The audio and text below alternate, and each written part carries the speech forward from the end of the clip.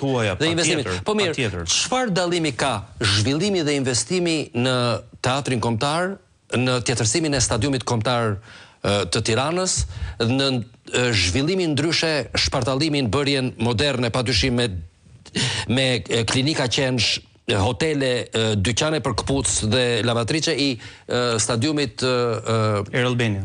Jo, i stadiumit Dinamo. Tani i stadiumit Dinamo, mbaroi Albania. Do të thënë edhe këto zhvillime, investime të një shoqërie të djathtë janë, pse këto ishin gabim, kjo është. Ka ca zona që sigurisht janë zona të trashëgimisë kulturore dhe të mbrojtura, dhe sigurisht ky vend ka një histori, ka një memorie, ka një trashëgimi. Edhe ai teatri kombëtar, ajo protestë që është epike, që te kaloi 7 vitet në rezistencë të artistëve, të aq pak artistëve sa ngelën, shoqëri pak civile që ngeli duke ngritur zërin, apo pak funksionar politik, pati një johon shumë të madhe për faktin që aty u morën zvarr në emër të zhvillimit, në emër të ndërtimit që të parit teatr brenda një kulle, se ky projekt është që miratoi Edi Rama, u morën zvarr artistët bashkë me rekvizitet, u dhunuan qytetarët, u dhunuan të rinjt për t'i hapur rrugë ndërtimit të qendrës Tiranës, të zemrës Tiranës, me një kull gjigante ku brenda do të futet tani teatri. Tashi, marrim për analogji, po ti ke qendrën e Manhattanit, qendrën e New Yorkut apo qendrën e botës, ke Central Parkun. Unë jam i bindur që në Central Park nuk ka investitor amerikan, perëndimor, arab, vejanistita doni emrin që nuk do donte të zhvillonte. Te Koloseu, besoj, në qendër të Romës diku, do të paguanin miliarda euro apo dollar investitor apo kompani, konglomerate të mëdha për të zhvilluar zonën, por nuk mund të ndërtosh. Për shkak se janë zona të mbrojtura, të trashëgimisë sport kulturore. Pra mund të themi ne që ka dhe zona të mbrojtura me ligj. Kështu që ka një ndërgjegjësim, dhe shteti aty mbron interesin e shtetit. Pra mbron interesin kombëtar për te interesit monetar. Ktu kemi të bëjmë me një kryeministër që është i gatshëm ta ndaj dhe e ka ndarë Shqipërinë në parcela të vogla dhe e shet sipas interesave të momentit.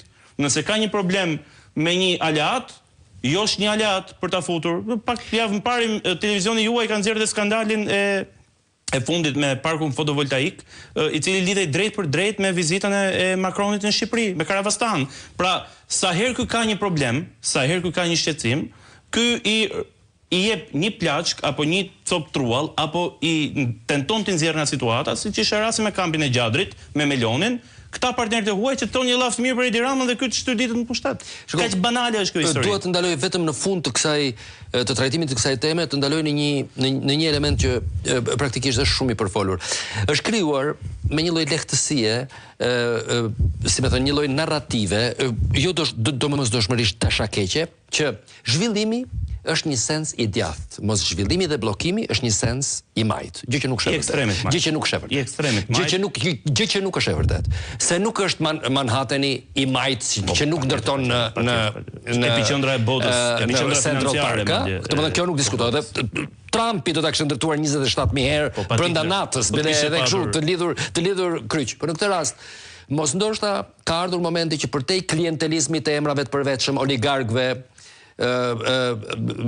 aeroporteve dhe elementeve të tjera, të mësoj shteti shqiptar ose partitë politike në Shqipëri, të pozitës dhe të opozitës, edhe janë friksuar dhe zhdukur edhe sidomos deputetët e majorancës. Nuk flasin fare për këtë ngjarje. Po mos ndoshta ka ardhur momenti që me argumenta dhe në emër zbatimit të ligjit të mësohet të thuhet jo. Patjetër që po, se ne kemi një histori të lavdishme në partinë tonë që mund t'ja u risjellim vëmendje qytetarëve që na ndjekin të thënurit jo. Ishim ne që i tham jo Antony Blinkenit edhe Yuri Kimit, ishin Maja Amerikës, sekretari i shtetit Amerikës e shpalli liderin e opozitës punon grata pa fakte, pa dokumenta, dhe ditën demokratët, qendrestarët të ndajnë shapin nga sheqeri dhe ditën të arsyetojnë të vendosin sovranitetin para gjithçkaje, interesin kombëtar para gjithçkaje, ti thonë jo dhe e shpëtuan Shqipërinë nga skenari për ta lënë pa opozitë.